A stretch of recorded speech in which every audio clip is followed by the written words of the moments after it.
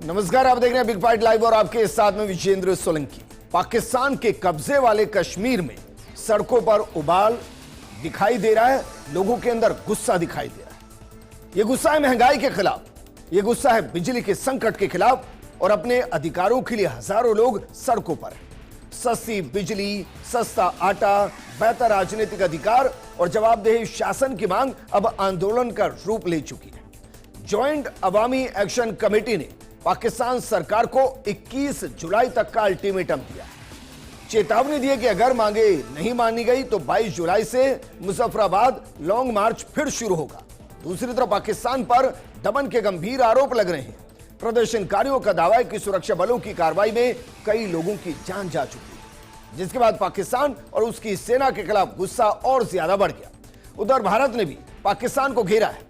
विदेश मंत्रालय का कहना है कि पीओके में लोगों का आक्रोश सालों के शोषण, अधिकारों की हनन और अवैध कब्जे का परिणाम है और अंतर्राष्ट्रीय समुदाय को इस पर गंभीरता से ध्यान देना चाहिए। तो सवाल बड़ा है कि क्या पाकिस्तान अपने ही कब्जे वाले इलाके में जनता का भरोसा खो चुका है? क्या दमन से आंदोलन दबेगा या और ज्यादा भड़केगा? और 21 जुलाई के अल्टीमेटम के बाद क्या होगा? बात इसी मुद्दे।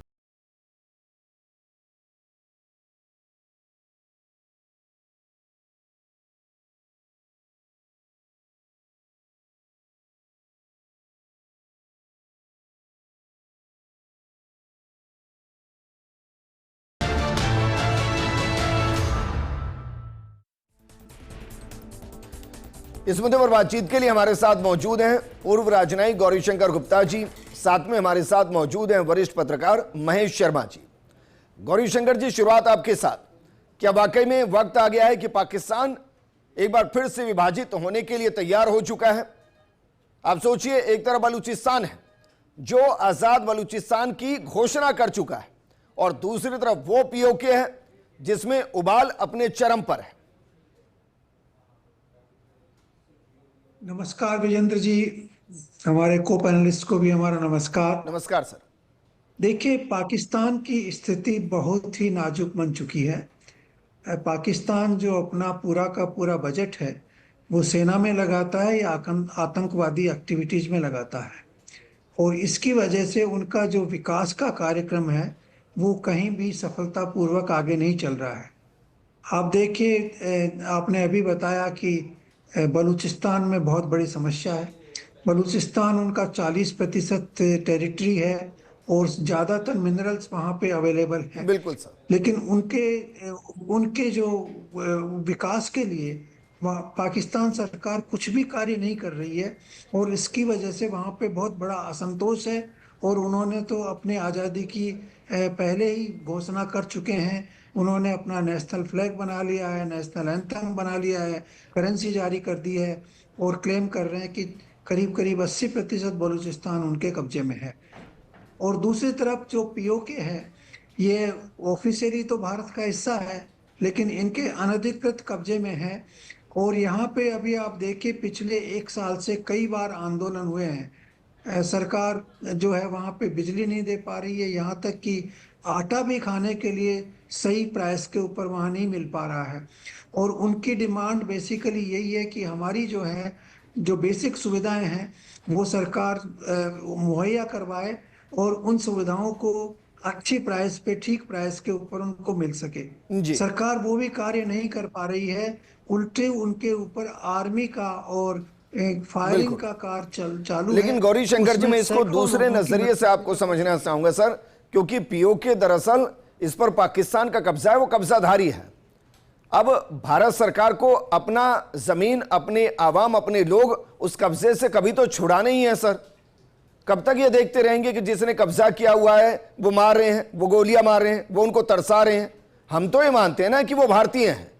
आज भी हमारी सीटें वहां के लिए फ्री होती हैं, हर इलेक्शन में फ्री होती हैं, तो फिर हम कब एक्शन लेंगे? विजेंद्र जी, आप बिल्कुल ठीक कह रहे हैं, लेकिन ये एक्शन मेरे विचार से पीओके के अंदर चालू हो चुका है। वहाँ की आवाम चाहती है कि पाकिस्तान का कंट्रोल वहाँ से हटे और यही सबसे अच्छा एक्शन होगा। हमारा मिलिट्री एक्शन काम नहीं करेगा, एक्शन करेगा आवाम का। जनता जो है अगर खुद विद्रोह कर रही है जी तो नेचुरली वो चाहेंगे कि जो JNK है उसके साथ उनका विलय हो जाए और ये पूरा का पूरा हिस्सा भारत के पास में आ जाए। जी तो ये एक बहुत अच्छी शुरुआत मैं मानता हूँ। ठीक। और वहाँ पे ऑलरेडी कई लीडर्स बाहर आ चुके हैं। उन्होंने कहा है कि पाकिस्तान सरकार उन्हें पूरी आज़ादी दे और वहाँ से अपना जो भी है दमन की नीति है उसको उठाए।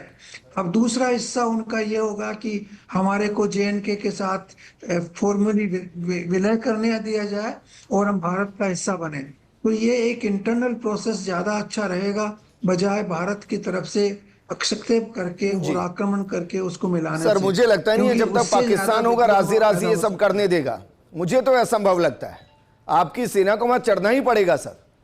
अब वो कब तक होगा मैं नहीं जानता सर। मुझे नहीं लगता कि प्यार से दो टेबल पर बातचीत करके वो कह देंगे कि ठीक है भाई साहब हमसे POK नहीं संभल रहा है, आप वापस ले जाइए। ऐसा तो नहीं होगा। देखिए, जनता की आवाज को काफी समय तक दबाया नहीं जा सकता। आपने देखा बांग्लादेश में क्या हुआ था। जी तो उसी तरह से यहाँ पर भी एक बहुत बड़ा आंदोलन चल रहा है। ये जी आंदोलन और जब आगे बढ़ेगा तो नेचुरली भारत सरकार को किसी स्टेज के ऊपर इंटरफेयर करना पड़ेगा। जी लेकिन वो इंटरफेरेंस जब होगा जब को आंदोलनकारी जो हैं वो भारत सरकार के ठीक। साथ मिलकर ठीक है कार्य सर, करना शुरू कर बांग्लादेश पर हम देंगे। किसी दिन तो उस और समय गहन चर्चा सही कर समय लेंगे, क्योंकि होगा। बांग्लादेश तो पहले दिन से ही गलती है। 1947 में आजादी के साथ बंटवारे से ही गलती लगती है कि आपने 2 मोर्चे पूर्वी और पश्चिमी अपने लिए ओपन किए। उसके बाद हम ये बेशक कह रहे हैं कि भाई हमने बांग्लादेश बनाकर पाकिस्तान को उससे काट दिया, पर आज तो बांग्लादेश भी आंखें दिखा रहा है चाइना की गोद में बैठकर। तो हमने वो मोर्चा खत्म तो कभी किया नहीं सर। मैं वापस उस पर आऊंगा, लेकिन महेश शर्मा जी, क्या वाकई में आपको लगता है कि इंटरनल विद्रोह POK को आजाद करा सकता है? नहीं, इसमें कोई दो राय नहीं है। जनता, अगर आप ये देखें तो जनता महत्वपूर्ण होती है और इनके नेता खुद कह रहे हैं। वो क्या है कि आज की तारीख में जनता हिंदुस्तान में महत्वपूर्ण होती है सर, पाकिस्तान में नहीं है। नहीं, जनता आज की तारीख में जो नेता जो वहाँ जो भाषण दे रहे हैं वो ये कह रहे हैं कि ये पाकिस्तान के अधिकृत कश्मीर है, पाकिस्तान ने अधिकार कर किया हुआ है, हम स्वतंत्र हैं देश और हम कश्मीर में स्वतंत्र, वो स्वयं कह रहे हैं। और उसके अभाव जो आज जो आपको 80,000 की जो भीड़ जो नजर आ रही है वो यही उन्हीं के नेता वो बोल रहे हैं लगातार। एक्चुअल में ये जो जितना भी जो माहौल जो बना है वो पाकिस्तान की दमन की स्थिति जो बना रखी है वहाँ की सेना ने, और मतलब क्या कहते हैं जो वहाँ की सत्ता ISI कह लेते हैं सर, सत्तारूढ़ दल या मतलब जो भी सत्ता संभालती इस्लामाबाद में, वो उसका मतलब कहने का मतलब ये है कि उन्हीं का ही नियंत्रण रहता है। बाकी मतलब आज जो POK के अंदर उनके संसाधन के उनके ही क्षेत्र में निवेश होने के बाद में उन्हीं की ही मतलब क्या कहते हैं उन्हें ही महंगे दाम पे बिजली मिल रही है, आटा मिल रहा है, यहाँ तक कि उनको रोक रखा है आटा क्या मतलब सप्लाई तक रोक रखी है। तो ये जो जिस तरह से स्वतंत्रता की आवाज़ को दबाने के लिए जो किया जा रहा है, जो पाकिस्तान वही वाला पाकिस्तान जो कभी भारत पे मतलब कश्मीर के मामले को लेके दुनिया भर में मतलब शोर मचाता था कि मैं मानवाधिकार की बातें कर रहा है, अधिकृत मतलब क्या कहते हैं ना कि भारत ने कब्जा कर रखा है, भारत ने मतलब 307 हटा दिया है और वो कर रहा है। लेकिन आज स्थिति है हकीकत में तो वो दमन कर रहा है। अब भारत को चाहिए कि अंतर्राष्ट्रीय स्तर पर इसको मामले को उसी तरह से उठाए जिस तरह से पाकिस्तान उठा। ठीक है सर, धारा 307 नहीं सर, धारा 370 अनुच्छेद 35 से इन दो को डिसोल्व किया गया था। कर्नल अनिल माथुर जी हमारे साथ जुड़ गए हैं, डिफेंस एक्सपर्ट हैं। अनिल सर, क्योंकि हिंदुस्तान तो आज़ादी के बाद से ही ये सपना देख रहा है कि भाई POK वापस आ जाए, क्योंकि वो तो हमारा हिस्सा है। अब मानकर चलिए हम अक्साई चिन्ह पर बात नहीं करते, क्योंकि वो एक अलग रूट है कि पाकिस्तान ने उसको गिफ्ट कर दिया, अब हम कैसे सीधा उसको अपना कहें। लेकिन POK तो सीधा अपना है सर। अब वहां अगर लोगों को मारा जा रहा है, उनको तरसाया जा रहा है, उनके अधिकारों का हनन किया जा रहा है, तो हम मानते ना वो भारतीय हैं। पहले तो यही तय कर ले सर, भारतीय हैं सर, वो भारत का अभिन्न अंग है। तो एक दुश्मन देश उन पर टॉर्चर करे, हम कब तक सहेंगे? सर, मैं जो आपको बताने वाला हूं, मैं एक फौजी के नज़रिए से बताऊंगा जी, एक भारतवासी की नज़र से बताऊंगा। मैं अपने जीवन के 3 टेन्योर मैंने लाइन ऑफ कंट्रोल पे बिताए, पाकिस्तान के साथ वाली कश्मीर वाली समझ गए हिस्से सर। पर, बाकी 2 टेन्योर जो लद्दाख की तरफ हैं उधर बिताए। जो शुरू का मेरा टेन्योर था वो था अर्ली 80s में, और उस समय ही हमको पता लग गया था, मैं लेफ्टिनेंट था और मुझे पता लग गया था कि सामने वाला इलाका मेरा है, वो पाकिस्तान ऑक्यूपाइड कश्मीर है। ये वाला हिस्सा गलती से मेरे से छीन लिया गया था या हमको रोक लिया गया था। आपको मालूम होगा जब इंडियन आर्मी गई थी 1948 में, जब कबाइलियों ने अटैक किया था, पाकिस्तानी कबाइलियों ने पूरे कश्मीर को लेने के लिए अटैक किया था, हम सब जानते हैं। तब इंडियन आर्मी गई थी और उन्होंने चप्पा चप्पा खून बहाकर, शहादत देकर एक एक इंच हिस्से पे बढ़ते गए और काफ़ी हिस्से तक लगभग हमने 80% सफलता प्राप्त कर ली थी। फिर अचानक ये लाइन ऑफ कंट्रोल का हमको हुक्म मिला और हमको वहीं पर रुकना पड़ा, क्योंकि हम एक आज़ाद देश के सैनिक हैं, बिल्कुल पाकिस्तान आर्मी के नहीं हैं। और ये बात हमको हम उस समय आर्मी को बता दी गई थी कि पूरा पाकिस्तान ही हमारे पास आ जाएगा, क्योंकि हम यूएन इंटरवेंशन करवाएंगे और वो लोग अटैकर्स हैं, हम डिफेंडर्स हैं। मगर उसके बाद से जब हम कुछ भी नहीं हुआ, स्टैग्नेशन हो गया, लाइन ऑफ कंट्रोल हो गई और दोनों सेनाएं बिल्कुल 2 बेवकूफ़ देशों की तरह आपस में गोलियां चलाती थी, जो जबकि वो पूरा देश ही हमारा था, पीओके। अब जब मैं गया था अर्ली 80s में, तब मैंने देखा कि वहाँ जो प्रोग्रेस है, वहाँ के लोग तब ऐसे लाइन ऑफ कंट्रोल में बार्ड वायर फेंसिंग और ऐसा नहीं था, ठीक अर्ली 80s तक। जब तक ये मिलिटेंसी नहीं आई तब तक हम आराम से आ जा सकते, सैनिक नहीं, खेती-बाड़ी होती थी सर, खेती-बाड़ी वाले लोग गडरिया वगैरह आ सकते थे। तो हम उनसे बातचीत करते तो कहते कि यहाँ पर रोड ठीक लाइन ऑफ कंट्रोल तक पहुँच गई, वहाँ अभी भी 40-40 किलोमीटर पीछे है, हमको टांगों से आना पड़ता है, खच्चर के ऊपर बैठ के आना पड़ता है। ये सब थी वहाँ की प्रोग्रेस। तो आप समझ सकते हैं कि जो पाकिस्तान ने वो ऑक्यूपाई तो कर लिया, मगर उसके बूते में नहीं था कि उस वाले पाकिस्तान, उस वाले हिस्से को जी, कश्मीर को, पाकिस्तान ऑक्यूपाइड कश्मीर को वो संभाल सके। नजर उसकी बाकी कश्मीर पे रही, मगर जो उसके पास कश्मीर था उसको संभालने के लिए संभाला ही क्या है नहीं था, कुछ बलूचिस्तान संभाला क्या, सारा चाइना के पास चला गया। जो आज ऑपरेशन देख रहे हैं, ये बहुत दबी हुई उनकी भावना थी पिछले 75 साल से, ठीक, जो अब धीरे धीरे करके एक बड़ा शोला बन गई है। एक जो चिंगारी थी शुरू में, वो अब बन गई है। अब आप कह रहे हैं कि हम मिलिटरीली उसको ले लें, तो एज अ सैनिक मैं समझता हूं कि जिस ढंग से आजकल जिस लेवल पे, नहीं तो सर कैसे होगा, मुझे बताइए ना, क्या जनमत संग्रह के लिए पाकिस्तान तैयार होगा? कभी नहीं होगा सर। उनको ऐसे ही दबाया जाएगा, ऐसे ही मारा जाएगा। सर इंटॉलरेंस जब आ जाती है आम जनता में, किसानों में, आम आदमी में, आम नागरिक में, जैसे भारत को आज़ादी कैसे मिली, हम कब तक अपने दबाव को गुलाम बन के रहते रहे, उसी ढंग से वहाँ एक तरह से गुलामी है। आप जानते हैं ये सीटों का मामला तो एक सियासती मामला है, मगर जो आवाम में वहाँ पर गुस्सा है, आग है प्रेजेंट पाकिस्तानी जो वहाँ की हुकूमत के खिलाफ, ये हर जगह पर है। एक तो ये मुजफ्फराबाद के इलाके में हो गया, कोटली मुजफ्फराबाद रावलाकोट जो इस समय हो रहा है, सामने वजीरिस्तान में भी यही हाल है। नहीं, मैं सर सिर्फ ये जानना चाह रहा हूँ, मानकर चलते हैं पूरे पीओके में बगावत हो गई, मान लेते हैं सर, उधर तो पाकिस्तान की सेना कंट्रोल करेगी, आप समझिए, तो कैसे पीओके भारत का होगा? बस मैं ये जानना चाह रहा हूँ कैसे होगा सर। ये अभी एक तरह से आप समझ लीजिए पीओके क्या पूरा पाकिस्तान इस समय बटा हुआ है। एक तो फाटा को जो फॉरवर्ड टेरिबल एरिया है उसको, ट्राइबल एरिया उसको छोड़ दीजिए, बाकी का कराची जो है, सिंध उसका पाकिस्तान के इस लड़ाकू दिमाग के साथ नहीं है, वहाँ के लोग अलग से प्रोग्रेस कर रहे हैं। वो सिंध का इलाका काफ़ी प्रोग्रेस कर चुका है, और उसी ढंग से अगर वो अपने मन में पाकिस्तान के साथ नहीं है और धीरे धीरे ये पॉकेट्स में जो इरिटेंट्स बन रहे हैं, अनरश बन रहे हैं, यही हमारे लिए एक उम्मीद की किरण है कि ये पूरा पाकिस्तान जब ये इनसे नहीं संभलेगा तो हमारे पास ही ये लोग आ जाएंगे। हमें वहाँ जाकर ऑक्यूपाइड करने की जरूरत नहीं है सर। ऑक्यूपाई तो करना ही पड़ेगा ना, कैसे आ जाएगा सर? भाई पीओके हमारा आने का मतलब है कि पीओके की अंतिम जो सरहद होगी, जो पाकिस्तान से लगती होगी, भारतीय सेना वहां तक जाएगी।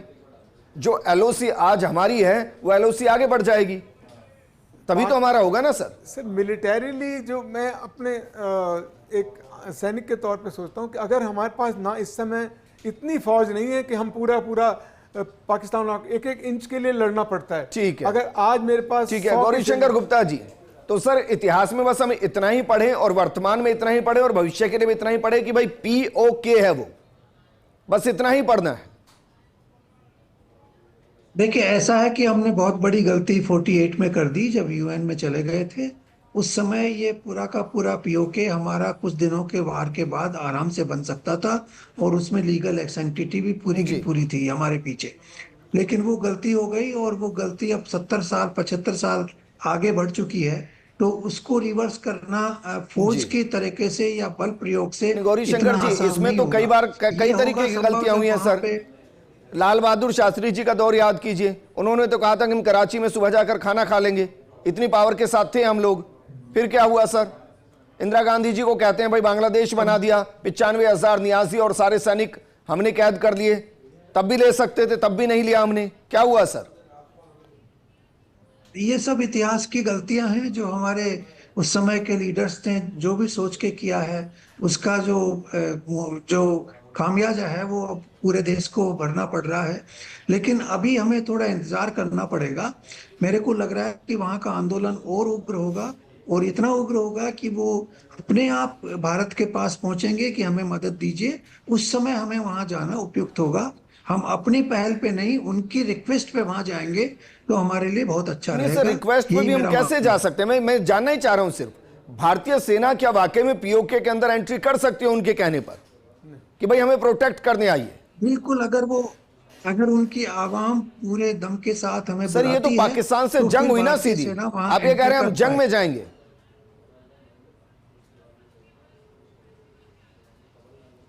अगर उसमें एंट्री, अगर वहां की जनता हमें बुलाती है और जी। उसके लिए अगर हम जंग भी करना पड़े तो वो भारतीय सेना करेगी। ठीक है सर, मुझे लेकिन लगता है उसमें पीओके की जनता तो बहुत उनकी लंबे आवाम टाइम का से बुला रही है, हमारे हमें तो पूरे साथ बलूचिस्तान ही बुला रहा है सर।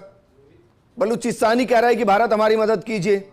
और आपको तो बहुत बेहतर तरीके से पता होगा सर, वो पूरा कलात आंदोलन जिसमें नेहरू जी को कहा भी गया कि भाई हमें या तो भारत में मिला लीजिए या स्वतंत्र देश बना दीजिए या ईरान के अंदर मिला दीजिए, हमें पाकिस्तान के साथ नहीं रहना है। उसके बावजूद पाकिस्तान में रह गया। आप बिल्कुल ठीक कह रहे हैं विजेंद्र जी, इसमें ये हिस्टोरिक तथ्य है। लेकिन बलूचिस्तान हमारे से काफी दूर है, बीच में पूरा पाकिस्तान का इलाका आ जाता है। लेकिन पीओके हमारे से दूर नहीं है। पीओके में हमारी एंट्री बड़ी आसानी से हो ठीक है सकती महेश है शर्मा जी, अगर वहां की अब बात करते हैं आवाम वर्तमान हमें बुलाती है सरकार तो की। हम सर, बड़े वर्तमान सरकार के आने से पहले बीजेपी से कुछ उम्मीदें थी। एक उम्मीद थी कि कश्मीर के अंदर एक देश एक विधान एक पहचान एक निशान एक संविधान लागू हो, वो लागू कर दिया गया। दूसरी थी राम मंदिर निर्माण, वो राम मंदिर निर्माण हो गया। इसके अलावा जो सांस्कृतिक परिदृश्य के कई कार्य थे वो भी पूरे हो चुके हैं। अब मोर और लेस एक जो सबसे बड़ी बात है वो ये है कि भाई बीजेपी या कहीं किसी सीधे मोदी बस पीओके और लेकर आ जाए तो फिर जो कहा गया वो सब पूरा हो जाएगा। क्या हम उसको ट्रेलर के तौर पर देख रहे हैं इस बगावत को पीओके के अंदर, कि हो सकता है किसी शाम देर रात हमें पता चले कि भारतीय सेना ने हमला कर दिया है, पीओके की तैयारी हो गई है? देखिए, मौजूदा स्थितियां भले ही वहाँ अंदर असंतोष चल रहा हो, लेकिन पाकिस्तान उसे छोड़ने अभी नहीं है, क्योंकि उसको अभी दो जगह से शय मिली हुई है।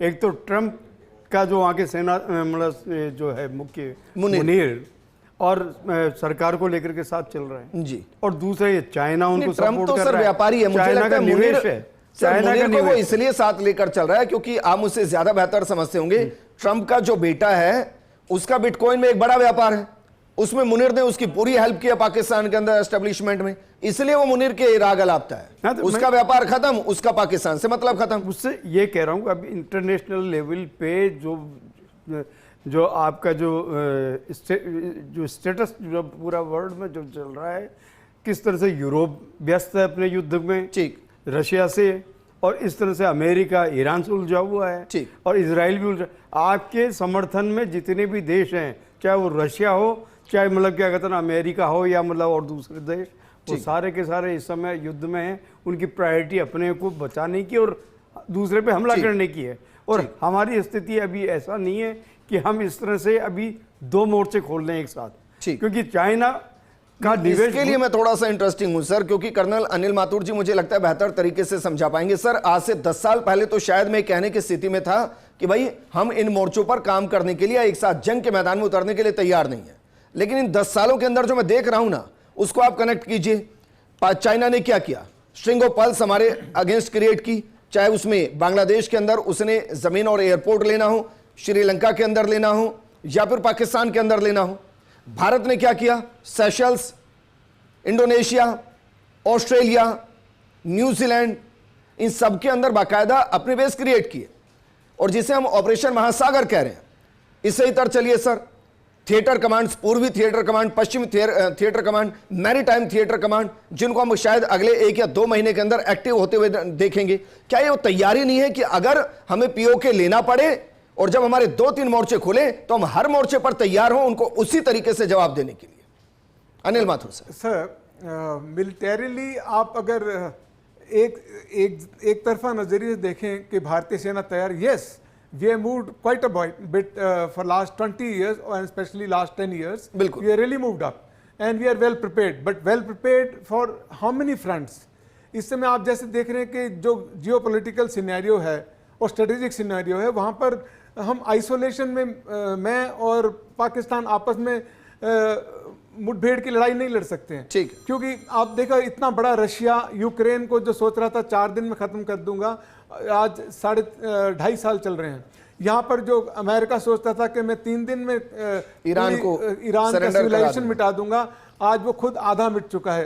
अगर मॉरल इकोनॉमिकली समझे तो नोबेली और इकोनॉमिकली, अगर आप सोचते हैं कि भारतीय सेना 1-to-1 65 की वॉर की तरह या 71 की वॉर की तरह लड़ेगी, तो उस समय कई मोर्चे खुल जाएंगे, जो कि हमारे लिए as of now is not very wise decision to go ahead and occupy the entire PoK sir. ठीक है, तो फिर तो अच्छा है गौरीशंकर गुप्ता जी, फिर तो मैं उस रणनीति की बात कर रहा हूं जिसमें शायद भारत सरकार ने तय किया कि भाई दुश्मन को हर वक्त इतना कमजोर कर दो कि वो कभी सिर उठाकर बात करने की कोशिश ही ना करे, उसको अंदर ही अंदर इतना मारते रहो कि वो बाहर के बारे में सोचे ही ना।